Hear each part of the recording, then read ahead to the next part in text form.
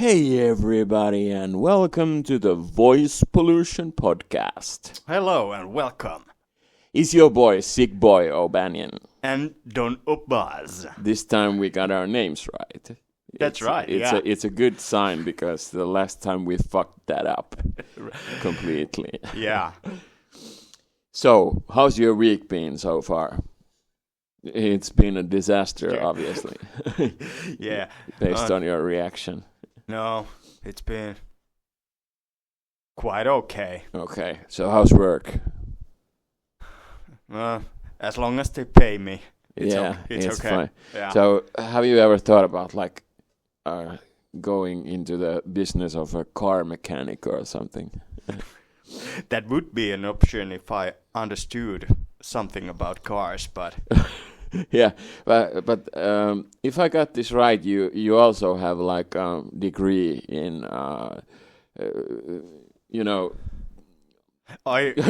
chest. You when you like a treasure chest, and then you like get all the impurities. So you mean arkun höyläys business? Kirstun höyläys business. Yes. Yeah. Yeah. It can't be translated properly, but really it's more like furniture remodeling. That would be the closest, I think. Yeah, but you haven't actually done that. No, almost, but I only got the last exam. Yeah. But I'm sure this other choice of yours is much better. I think so too. Yeah. It was that time when I was doing also telemarketing at the same time. That was fun. and the bottle got a hold of me. Yeah, the payroll was like really good in telemarketing business. I'm almost like a millionaire. Yes, I'm a high school dropout, and now everybody who's surprised getting line. Yeah. Yeah, nobody's surprised. I'm a fucking high school dropout and I'm proud of it. So, today we're going to talk about again two different topics. And the first topic is how should I put this delicately? It's Frank Ocean. Yeah. Christopher Lonnie Bro. It's written like Breaux, so I have no idea how to pronounce me neither, yeah. But I think it's like pro because it has like AUX on the end. Yeah. But we're just gonna call him Frank Ocean. Because actually he's legally changed it to Frank Ocean. Yeah, yes. So. And do you know where he got that name from? Actually, no. It's like a mashup of Frank Sinatra and is that Danny Ocean, George Clooney's character in Ocean's 11. I think so. Yeah. Yeah. That's where it comes from. Okay. Yeah. I think he's a fan of the Ocean's movies. I've seen maybe one of them. Yeah, and he's also a really big fan of Radiohead. And I think Beatles too. Yeah. Do you like Beatles music? John Lennon. Yeah, that was obviously a reference to Jared Leto. Jared Leto. Yeah. In the movie Chapter something 21 maybe. It's the movie where he kills John Lennon. Yeah, it's a good movie, but it's sometimes it gets kind of like unintentionally funny. Yeah. Because he sounds so corny when he's repeating John Lennon. And then he asks the cab driver like, "Do you like Beatles music?" Everyone should see it. Yeah, but I've heard that Jared's like a real cunt, so I guess it's fine that we make a little fun of him. Yeah, I think so too. Yeah, Jared Leto, not evil Jared. Evil Jared rules. Of course. But how do you like Jared Leto's Joker, in Suicide Squad? I think it's one of the historic moments in my life. Yes, and overall in cinema moments, best cinema moments. Definitely, yeah. When he's speaking to Common, and he's introducing Harley Quinn to him, and he says like, you belong to this handsome hugga. I love his acting skills on that particular scene.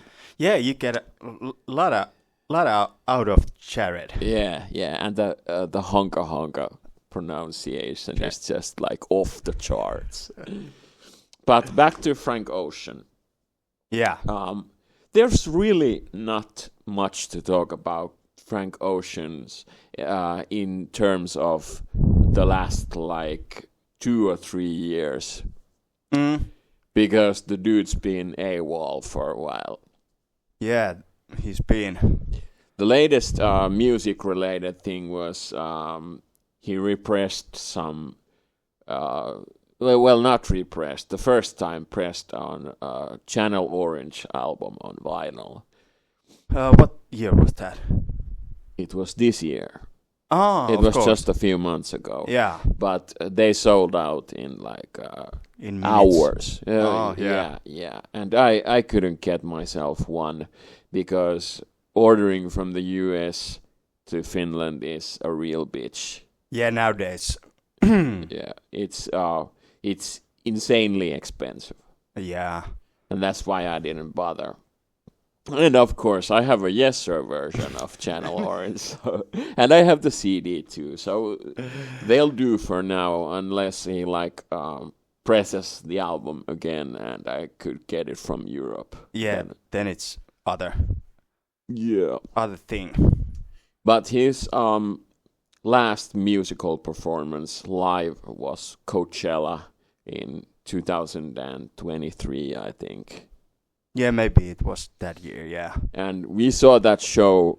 Some fan had made a cut of that show from people that had filmed the gig. Yeah. So we saw that, and to us it was actually really good. Yeah, it was. But the point is that we didn't pay for seeing that show. No. A lot of people did, and I think some took like a really big mortgage to get to the US and see the show. And for those people, it was a huge disappointment. I couldn't believe that. He started an hour late, and there was supposed to be like an ice rink with ice skaters. But something happened. I think Frank Ocean broke his ankle or something. Something like that, yeah. Yeah, he couldn't skate. So they had to scrap the whole idea. And that's why there were a lot of people walking around the stage doing practically nothing but walking around. Yeah, and everybody kept wondering why that was happening, and they weren't given an explanation for that. And then there was this security guy who did some twerking when there was a DJ set. Yeah, playing. I remember that. Yeah. Yeah, that was that was interesting, but very interesting. Yeah. But I would have rather heard him play some. Maybe, songs of his. So, but when he did sing, it sounded heavenly.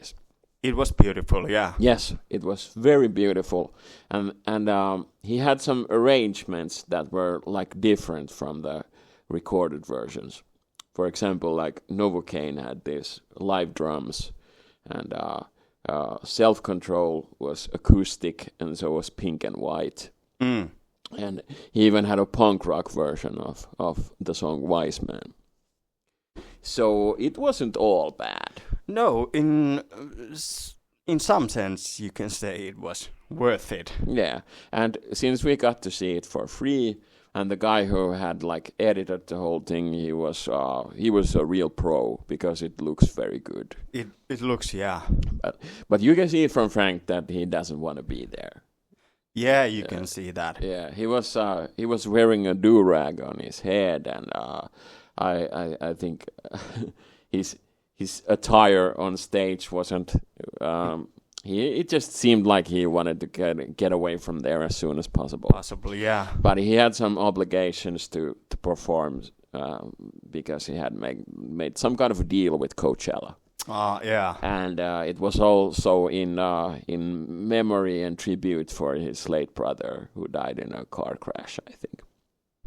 So the Coachella, you could call it a fiasco. I can kind of get why it got like a really bad PR, and he also canceled the second performance. He was supposed to perform like 2 times. Oh, really? Yeah. Yeah. But the second time never happened, and those people, they got like their money back, but they had already wasted a trip to the U.S.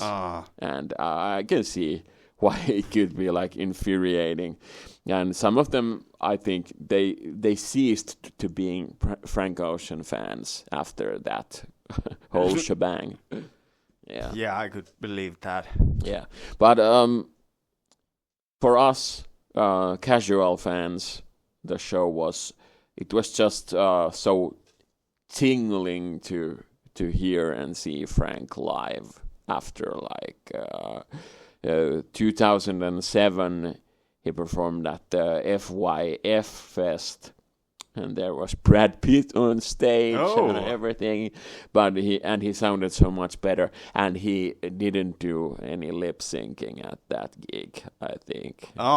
He did a lot of that on that Coachella show, and the songs like 90's and Nights, which are like the fan favorites, those were the ones that he like lip synced. And yeah, I can kind of get why people would be pissed off.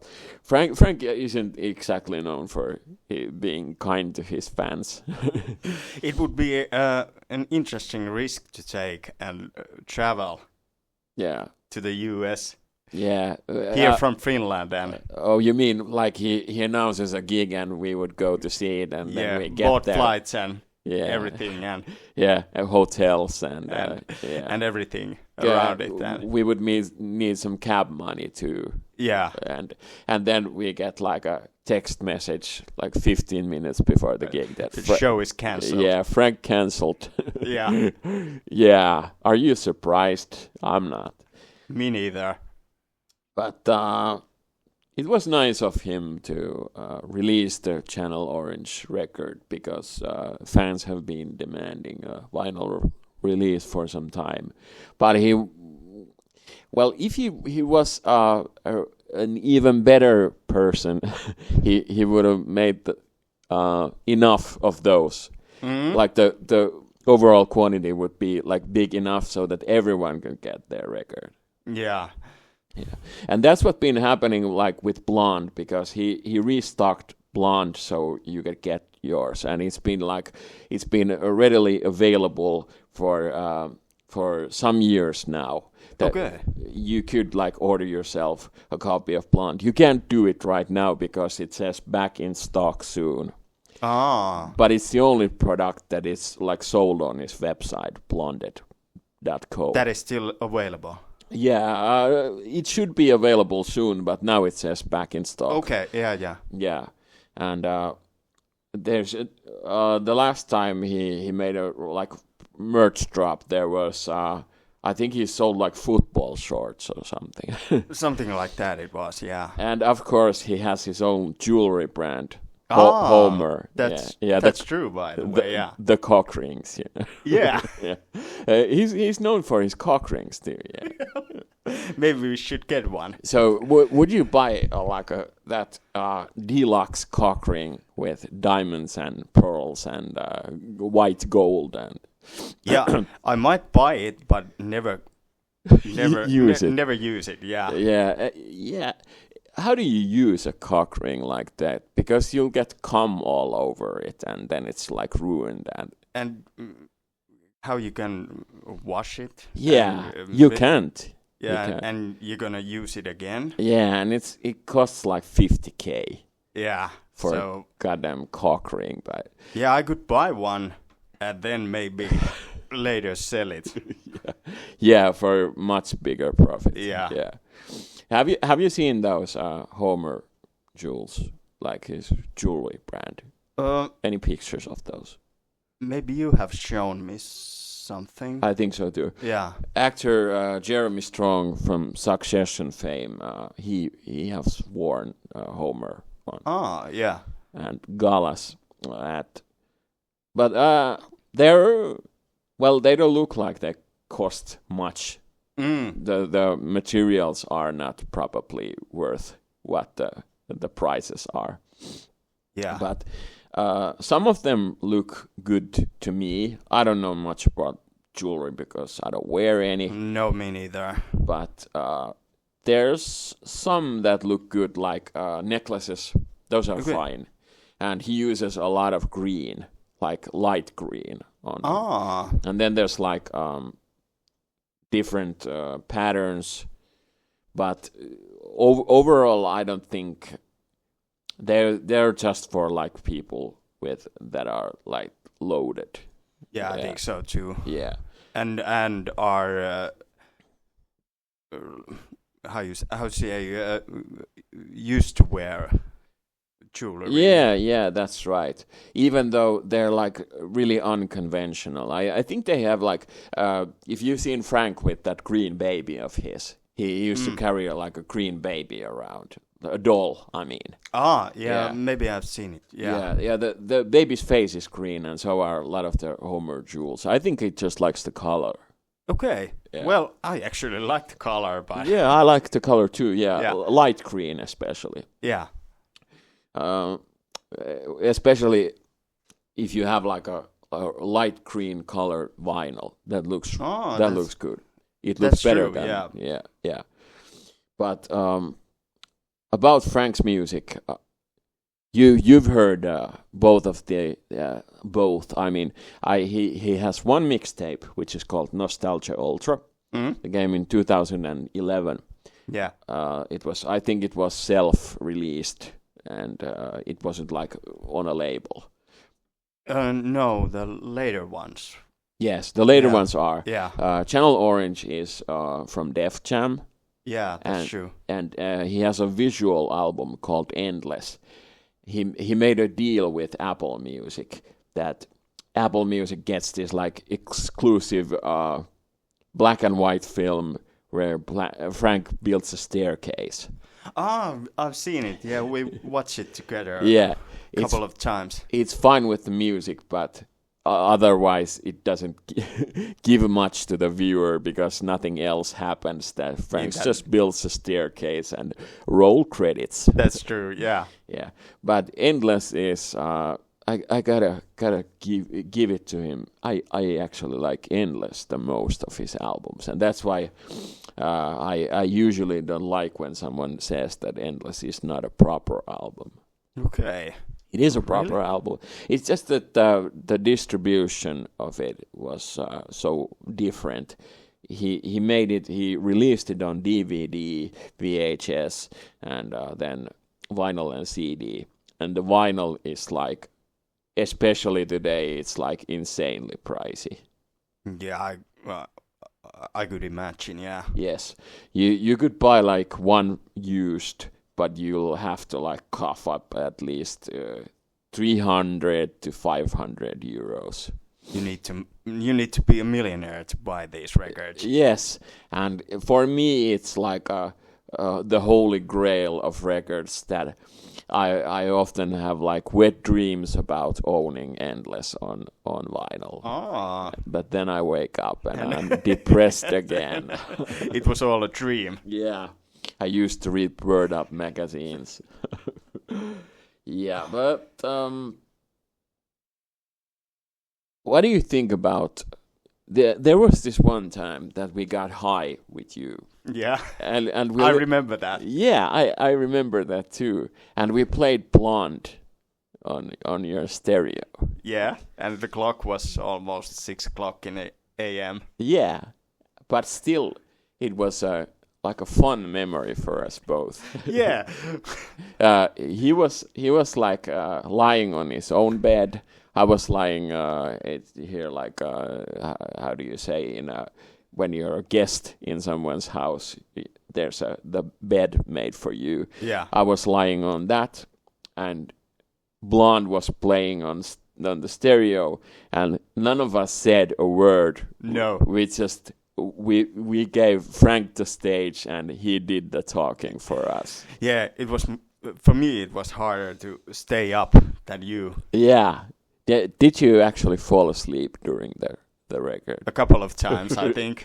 Yeah, but it was more like back when you were in the womb, in your mother's womb. It was warm and fuzzy, and it was a-okay to fall asleep in that situation. Yeah.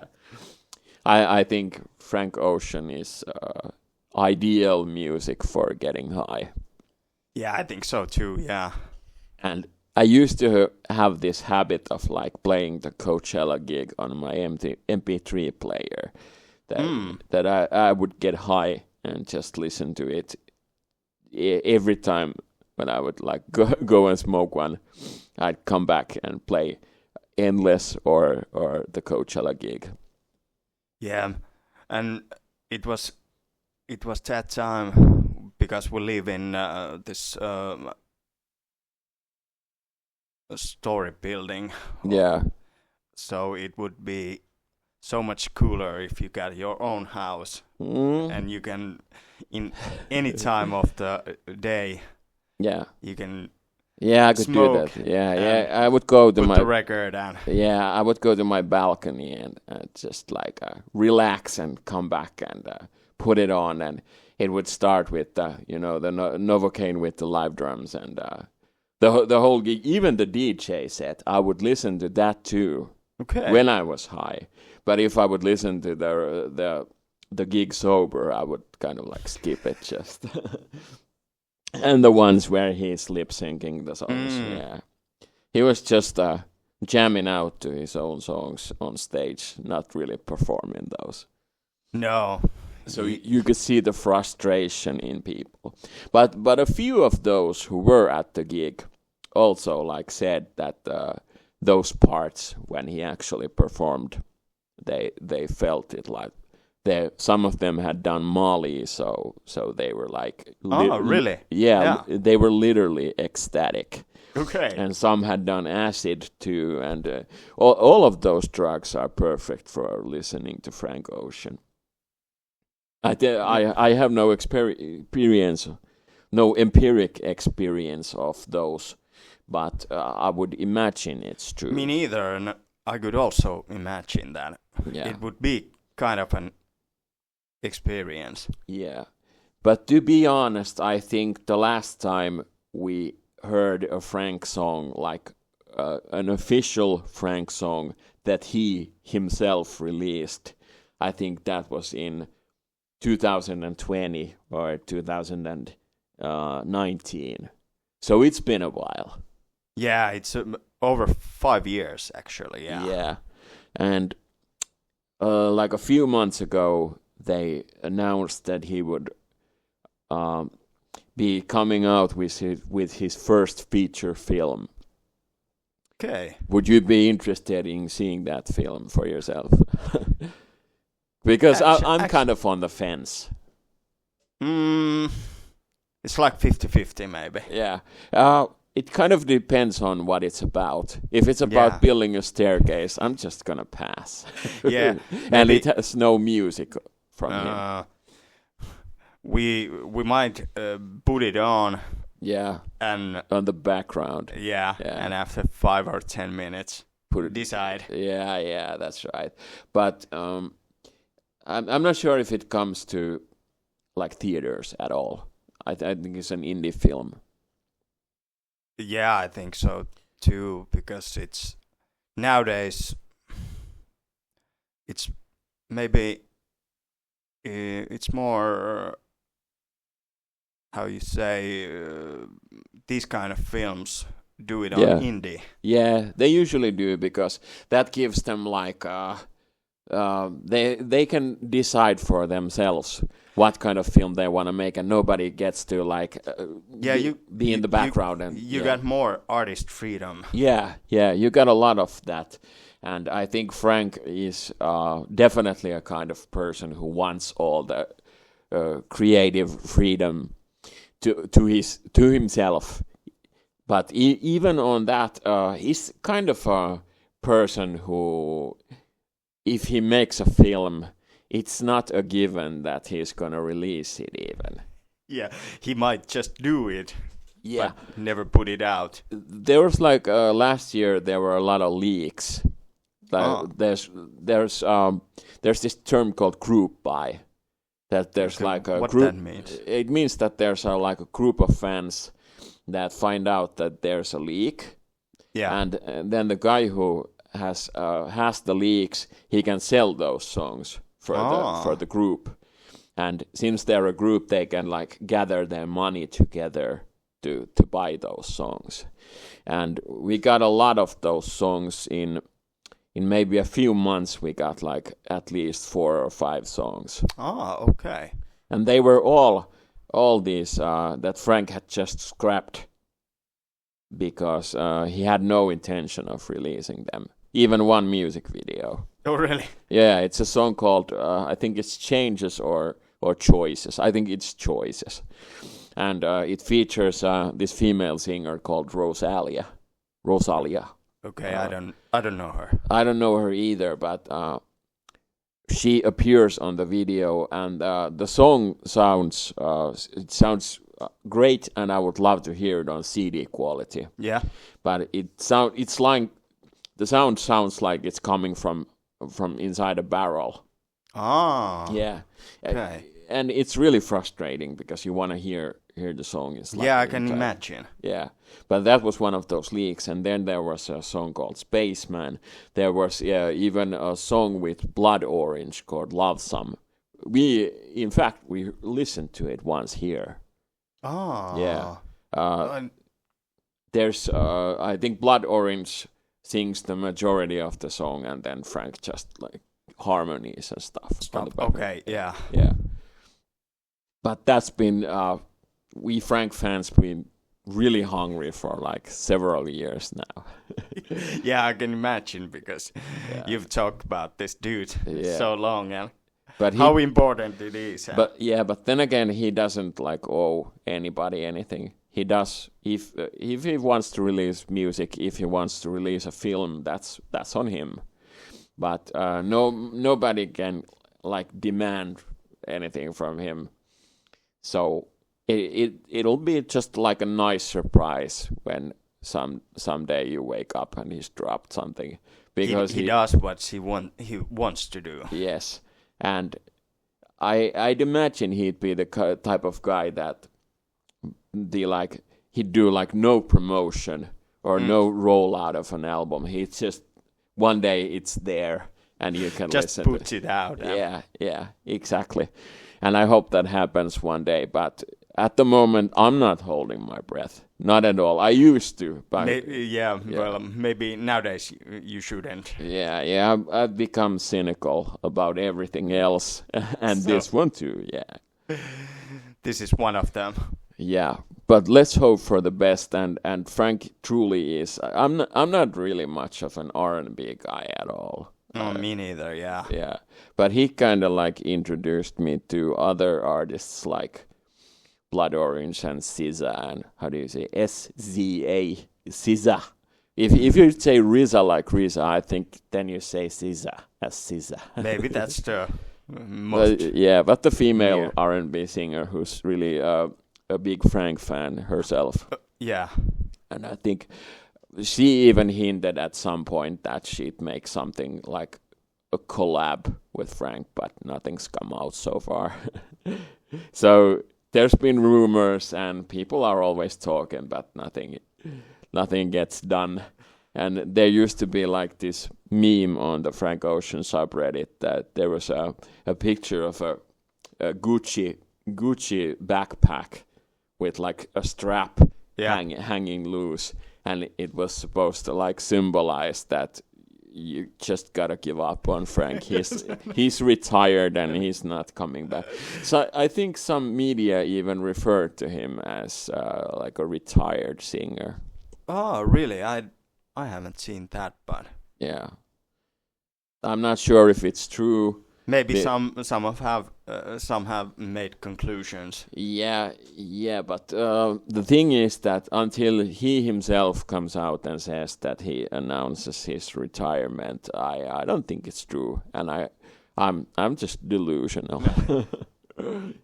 just keep waiting. Yeah. For the miracle. Yes, let's live in the Delulu land.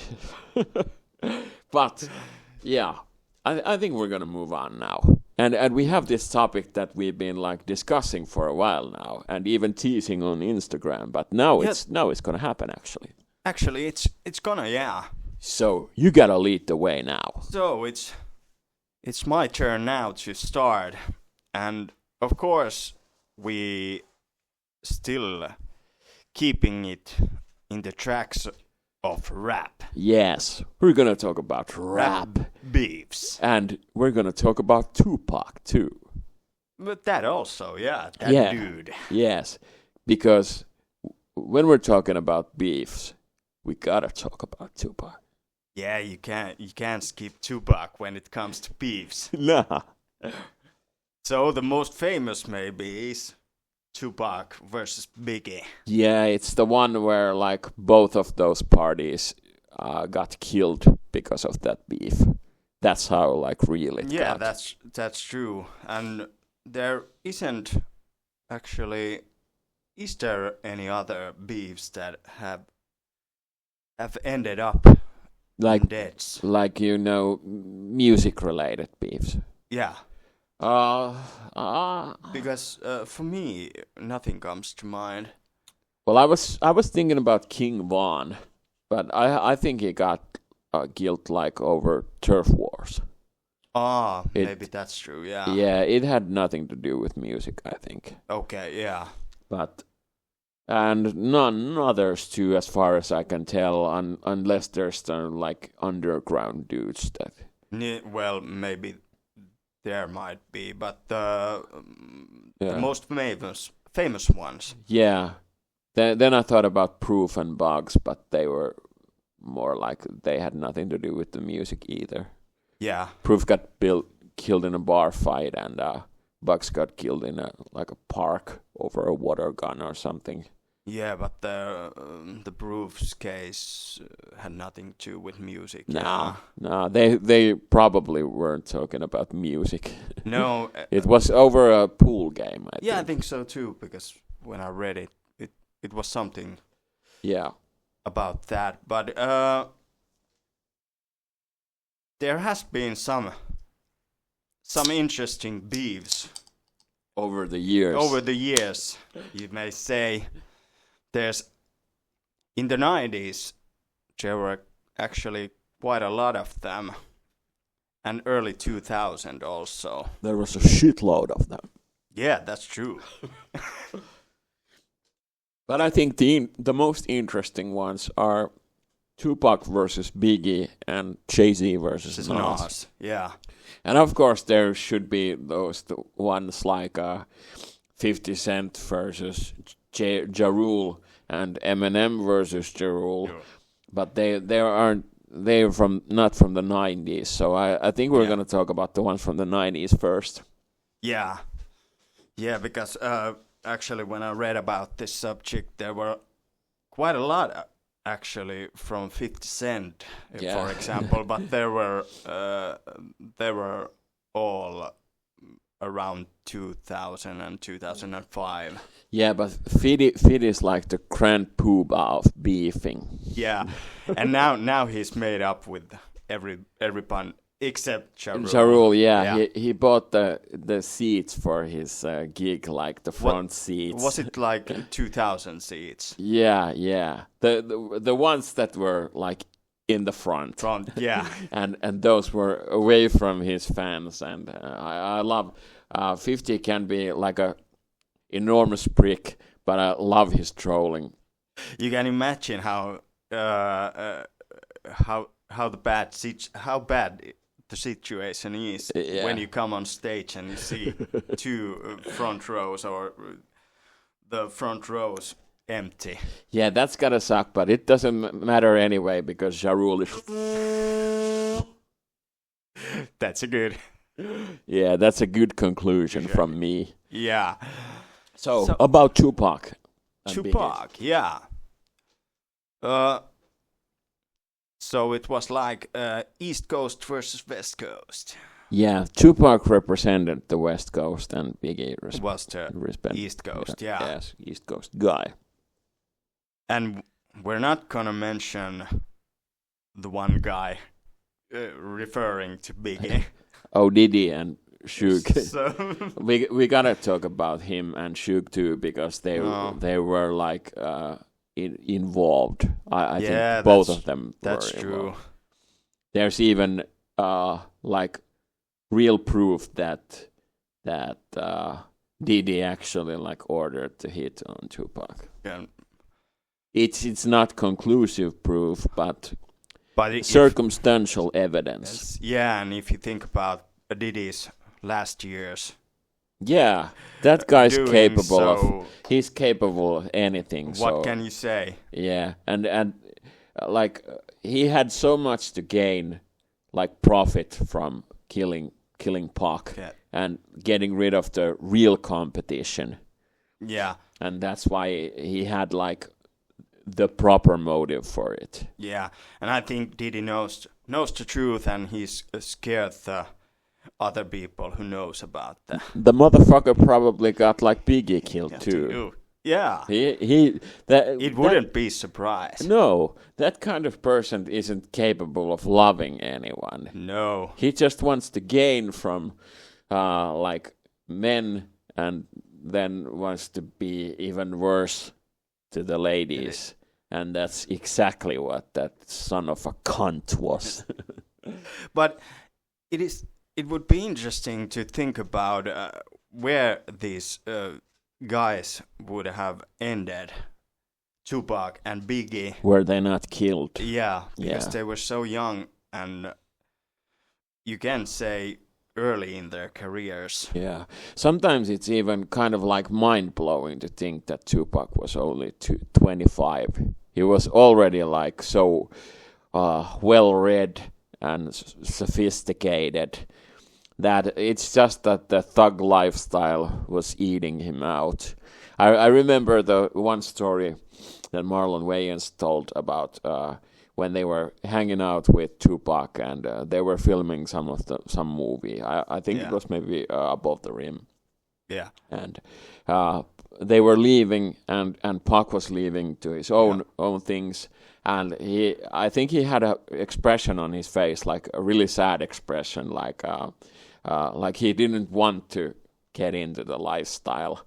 And he wanted to just goof around and have fun, but it was like too late for him.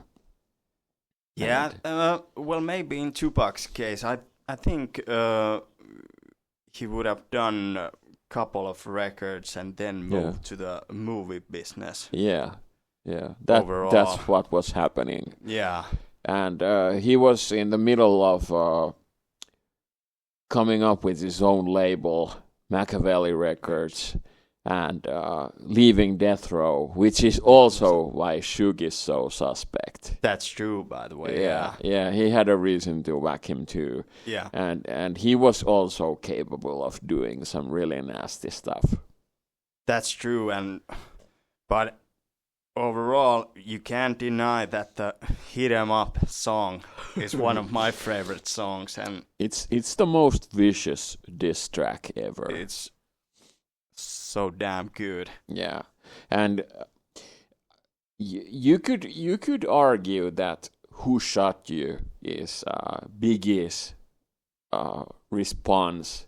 Yeah, but it's not. I think it's not. It can't be a response to Hit 'Em Up because it came before that. And overall, if it's even a diss track, which I think it is, but it's a it's a subliminal diss because in Hit 'Em Up, Tupac says everyone's name. Mobb Deep, Jay-Z, Chino XL, Biggie, everyone, he names them all. Yeah. And he threatens their families, and he does everything on that song. And it's so vicious, and he's so angry and full of rage. But with Biggie, Who Shot Ya, I think it's a good song, but it's not like I don't consider it like a full 100% diss track.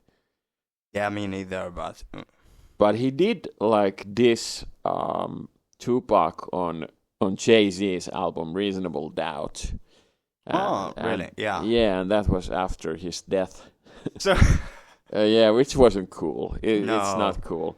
And Mobb Deep, they did drop a gem on him.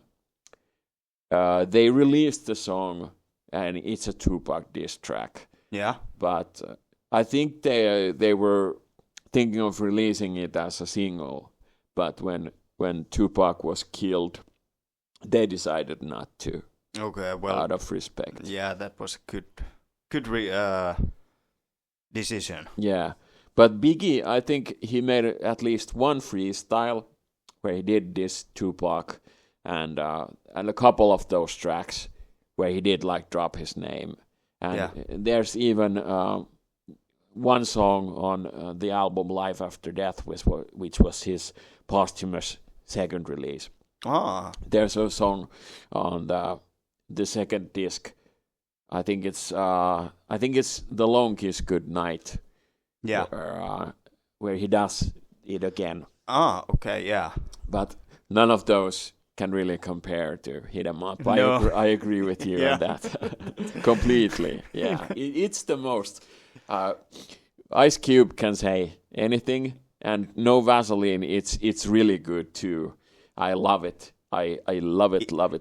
But it almost reaches the same level. Yeah, but Hit 'Em Up is just and you could also argue that Eminem is like a master in diss tracks. I love the diss tracks that he made of Everlast. Oh yeah, I remember and Quitter, but still those are pretty tame when you compare them to Hit 'Em Up. Yeah, when you hear Hit 'Em Up, you know this guy is for real. Yes, and the Outlaws verses they're on fire on that song too. Hussein, Fatal, and Gaddafi. Yeah. Even Idi Amin on that song. That's true, by the way, yeah. Yeah. But alas, it was the thing that got him killed. Because he pissed off. And also on the Machiavelli album, he started talking about this dude called Haitian Jack. Okay. He was getting involved with some street dudes that were like really dangerous. And he was a 25-year-old dude who was into the lifestyle, but he still didn't know. He was like throwing shots left and right. He was pissing people off like all over, but that's always a good thing. Yeah, it's a surefire way to get yourself into a pine box in no time. And the Haitian Jack thing was also one of those that he should have like reconsidered because it got him into trouble. Okay, yeah. And it doesn't really matter who pulled the trigger because so many people were like so mad at him that he would have like.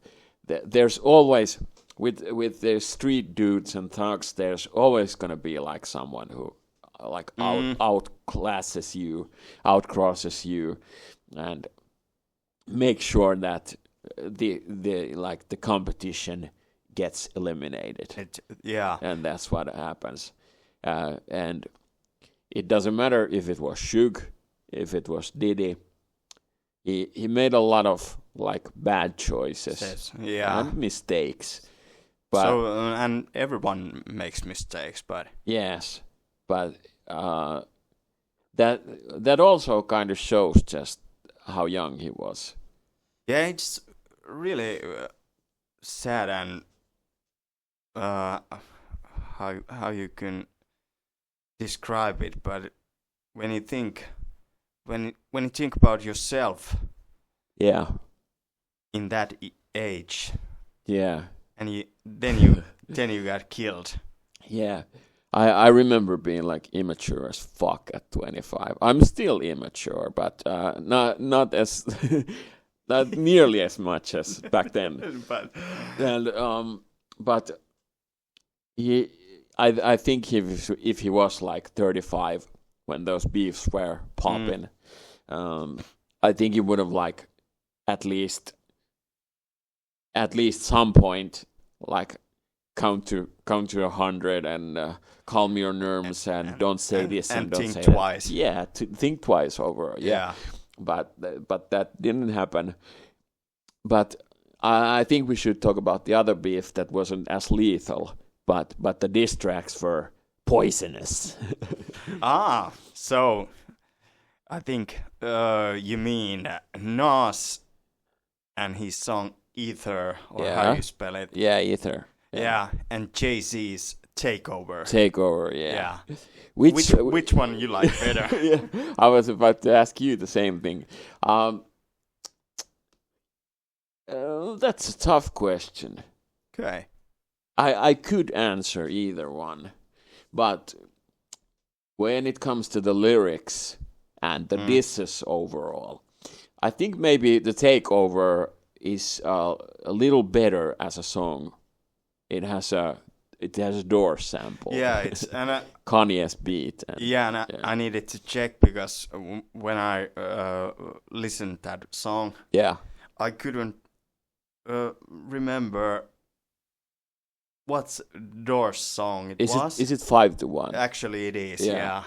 I needed to check that later because it got bothered me. Yeah. Yeah, it was that time that when Kanye could do no wrong with the beats. Yeah. Yeah. It's he had the habit of sampling a lot of old rock and roll songs. And they fit fine with the song. But when it comes to the lyrics and this, I think Nas did better with Ether. Actually, I think so too. Yeah. Because when I first listened to Nas's song, and I thought, shit, this is great. Yeah, he's on fire. Yeah, and then I listened to this Takeover. Yeah, and I have to say that as a song I like to Takeover. Yeah, yes. But the Nas's rhymes and lyrics, and the disses overall. Yeah.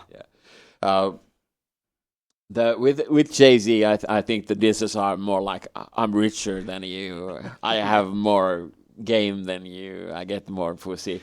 But Nas has like Eminem bodied you on your own track, and that's like way below the belt with his like Yeah, it was. It's so disrespectful. It's on the same level with No Vaseline and Hit 'Em Up, but it doesn't cross the line like those two songs. That's why the overall the Nas and Jigga beef was like a little more sophisticated. Yeah. Yeah.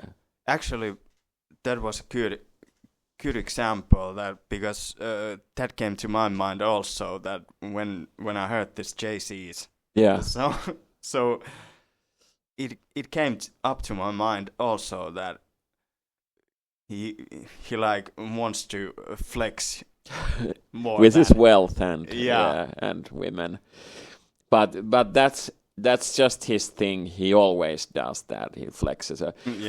But and that's kind of like how he made his fortune too. Yeah. And today he's one of the richest people. In music. And he retired like many years ago. Where he made the record 444, and after that he's retired. Yeah. And he doesn't have to like write one rhyme in his life no more. No. Yeah, he's secured his bag, so to speak. He just checks his bank account and.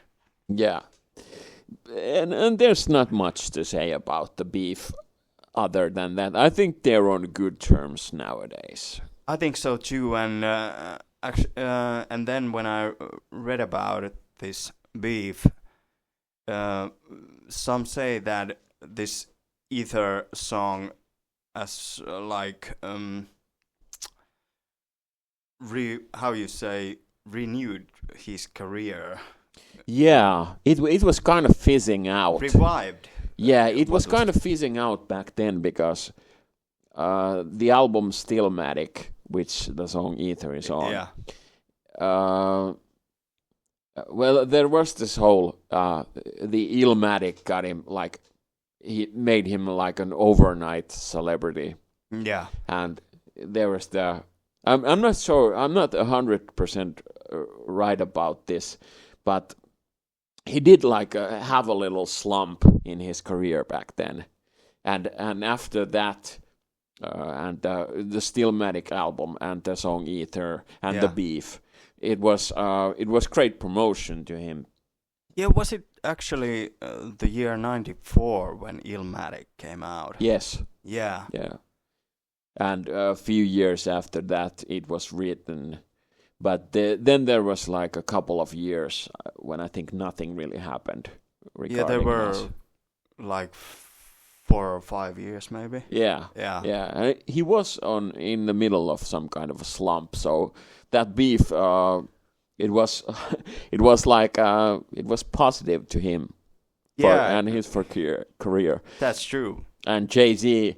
The song Takeover is on his breakthrough, well, not breakthrough, but I think the most well-known and the most sold album, Blueprint. Yeah. And they were both on the way to make great things, and I think whenever you're going on a discussion about hip-hop, there's going to be talk about Nas and Jay-Z. So I don't think either one of them really lost the beef.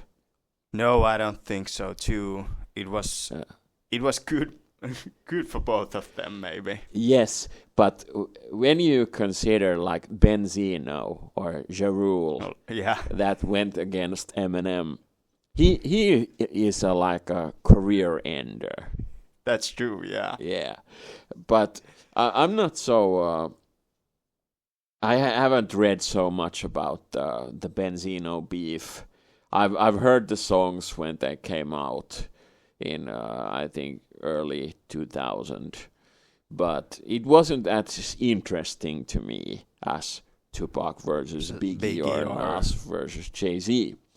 Yeah, I haven't read about that so much either. Yeah, I always thought that Royce the 5'9" versus Bizarre was more interesting because they used to be friends, and yeah, Royce did a vicious diss track on the Shit on You beef. Yeah, and he made a fun of his speech impediment and everything. Okay.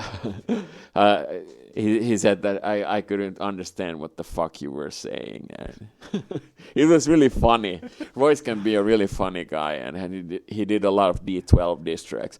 But he did cross the line when he said something about I'll make you go to see bugs or something, which was in poor taste. Maybe yeah, Maybe that's a little over the line. Yeah, but they've patched things up because Royce has been appearing on Eminem's last records, and it's fine with them.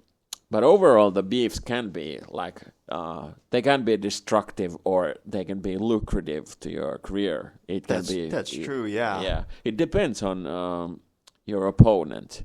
I think should we talk about the Eminem versus MGK beef, because it was one of the most known of the recent years. Oh yeah, Rap Devil, of course, versus Killshot. That's true. By the way, who do you think won that beef? It wasn't Colson Baker, I can tell you that. Yeah. Well, but I like the song. Yeah, I like the Rap Devil is a better song than Killshot. I think so too. Yeah, but it doesn't have a lot of good points. No, and nowadays it's kind of funny when you think where these guys are nowadays. Yeah, the other one don't smile at all. Yeah, and the other one Just keeps running at this award shows, maybe. I think he does some emo rock nowadays. Something like that, maybe, yeah. He kind of like switched careers. Yeah, that's true. And the beef never got farther than those two songs. No, it got high, but then it came down. Yeah, there was a lot of buzz on those both songs, and I remember hearing the Rap Devil songs like everywhere. Yeah, and then the Kill Shot dropped, and it has that boring Eminem beat. Yeah, he's terrible with the beats nowadays. But you have to just admit that. Yeah. Yeah, but it was much more personal. Yeah. MTK was dissing his beard. And Eminem was dissing like his fucking. I had to what does he say? I had to give you a career to diss you or something like that. Something like that, yeah. Oh, should we? We're coming to the end of this podcast right now, but should we talk about the most poisonous, venomous, worst beef of all time that everybody involved got destroyed over? And I'm of course talking about the iDubbbz versus Rice Gum beef. Oh shit, I almost forget that. Well, it's the one that I find myself coming back to very often, even though it's not a real. I've seen that, yeah. Yeah, even though it's not like a real beef anyway, but it's a good example of Rice Gum had so much clout back then. Everybody was thinking he's like the new diss track god or whatever. He had dissed Jake Paul in the past with his song "It's Every Night Sis." Yeah. With Alyssa Violet. I think it was Jake's ex-girlfriend or something. Something like that. Yeah. The song is all in good fun, but it's not a really good diss track, even though I think it was written by Rice Gum's ghostwriters. Yeah. And but when the iDubbbz beef really dropped, the Asian Jake Paul. Yeah. It was written by that boy in the band guy. Okay. And iDubbbz himself. And Rice Gum responded with "Frick the Police." A classic. Yeah, it's a classic in a sense that it has no good points, whatever. Well, at least that guy has done something he's known for. Yeah, maybe. Yeah, and well, nobody remembers him nowadays because he's not active anymore. Actually, I thought about that, and unless he's on TikTok, but who gives a fuck about TikTok? Because I don't use TikTok, so I don't use it either. But I think if he was there, I'd still heard something about him. So yeah, did iDubbbz destroy his career? I'm not sure. Maybe. Well, in this case, maybe you can say that. Yes. Actually. Of course, it wasn't just the diss track. It was also the Content Cop episode that came with the song. Yeah, that's true. And he did destroy a lot of careers with the Content Cop series. Yeah. But, of course, when we're talking about this stupid beef between two YouTubers. So you mean historic beef? Yeah, historic, iconic beef. Legendary. The beef that never will anyone forget. Well, no, but I'm kind of glad that they're still keeping the diss track spirit up, even though these rappers nowadays, when they're beefing, they do it on social media instead of it's not the same anymore. Yeah, they do it on social media instead of the mic booth, and that's really concerning to me. Yeah, that's There's really poor, I say. Yeah, we're talking about people that are they write as their profession. Yeah. It's their job to write rhymes, and they're supposed to resolve their problems with like those words. Yeah. And instead of that, for example, like Tekashi 6ix9ine, he's beefing on Snapchat. Okay. And he doesn't even write his own rhymes, so... That sounds interesting. Yeah. I haven't heard of, like, any real interesting beefs about these modern-day rappers. Actually, me neither. After the Eminem MGK. Yeah. Well, there was the one with, Kendrick and Drake, but I don't consider Drake a real opponent anyway. Me neither, yeah. And Kendrick bodied him anyway, so Drake is we have a rapper in Finland that everybody knows. He's called Cheek. Nowadays, I think it's just Jare Tiihonen, which is his real name. Yeah, he doesn't use Cheek artist name anymore. Yeah, and yes, he's an MC. He's a rapper, but anybody who actually listens to the genre at all, they really know that he's not like to be taken seriously. And that's how I view Drake. So when I heard that there was beef between him and Kendrick, I wasn't really interested because I knew that Drake could really. He even if he wrote it himself, he's never gonna match K-Dot because he's like a real dude and made a career out of like really serious rhymes and serious topics. Yeah. And Drake raps about his wealth. So they're not on the same level at all. No, and actually when you read about stories today about Drake, he's more known of his losses on his bets that he makes. Yeah. And it was actually some kind of funny story that when Drake bets on your team, you can be sure that the team loses. Yeah, he brings bad karma with him. Yeah. I think there was, originally there was supposed to be like J. Cole involved in the K-Dot Drake beef. Oh. Not sure how that would have worked out with 3 rappers. Yeah. But it would have been much more interesting to see if just like Kendrick and J. Cole beef with each other and left like Drake out of it. Yeah. But I think the J. Cole like put his hands up to, I'm not gonna get involved. Okay. And then it became just totally uninteresting to me.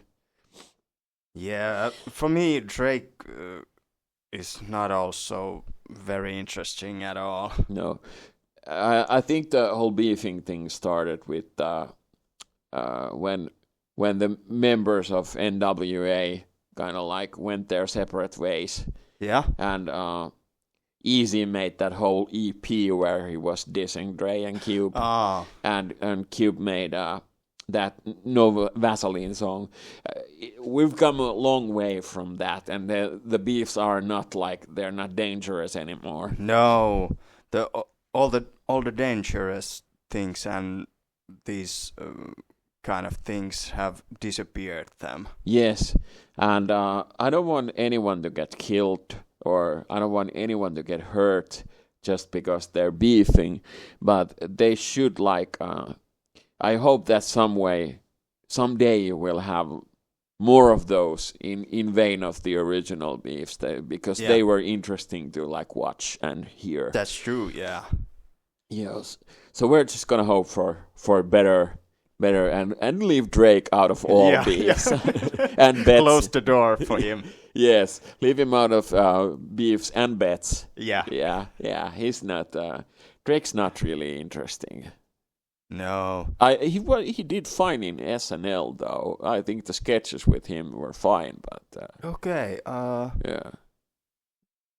Can you remember better? Have I seen them? Yeah. I showed you some of them. Okay, yeah. One of them was called Work Banter. With Bobby Moynihan and Beck Bennett, and they had this like inside jokes, and Drake wasn't included on those. He wasn't a bad actor. So okay, yeah. Maybe there's a career in acting for him. Maybe he should. No, he's one of those artists that have secured their place in hip hop, even though the majority of the rap fans don't take him seriously. Seriously, yeah, but but I think you should watch the SNL sketch. I think I'll show you some of those after this. Okay, yeah, maybe we need to do that. Yeah, I don't hate Drake at all. I have nothing against him, but I'd rather listen to something that resonates with me. Yeah, better. I don't hate him myself either, but for me he's just like watching the paint drying on wall. Yeah, and overall the best thing that comes out of Canada isn't Drake at all. It's Katie Douglas. Yeah. And the other Ginny and George actresses. Yeah. But I think we're gonna wrap it up now. We've talked about beefs. We've talked about Frank Ocean. Yeah. I think we skipped album of the week. Well, let's take that for the next time. Well, we can do it now. Okay. Yeah. Let's do it quick. Okay. So, what was your album of the week? It was Carnivore. Oh. And their first album. Yeah. That's a really good album. Yeah. That's true. I really got to bring you the other Carnivore album. It's at my mom's. So the second one. Yeah. I think you're gonna like it too because it is as brutal and raw as the first one. I'm not sure what is for me. I think I think the one I've been listening to the most is Let God Sort Them Out by Clips. It's the one I haven't been interested in many years of the modern rap and this is not modern rap either because Clips has been around for like ages. Okay. Pusha T and No Malice. I think they've been like since the late 90's at least. Okay. So it's not like it's anything new, but the album is new and I just got it for myself, so that's why I've been playing it on repeat. Okay. Has it been released this year? Yeah. It's not brand new, but I think a few months ago. Okay, so you can say it's quite new. Yeah, and it's been in discussions of album of the year several times by many people, and I think it's been competition with Freddie Gibbs, maybe. I'm really bad at this, but I think Freddie Gibbs or somebody made let's call it somebody. Yeah, I think it's the record is called Fernando or something, and that along with the Clips record, they've been like competing which one's gonna be the album of the year. Yeah. And I think also that they shouldn't forget about Ray and Ghost. Oh, that's true, by the way, yeah. They shouldn't even forget about Master Killa, who also came up with a new album this year. So guys and children, remember the Wu-Tang, because Wu-Tang is for the children. Yeah. In the wise words of the ODB. That's true. Okay, yeah, we're done now. See you guys next week. Yes, see you. Bye-bye. Bye-bye.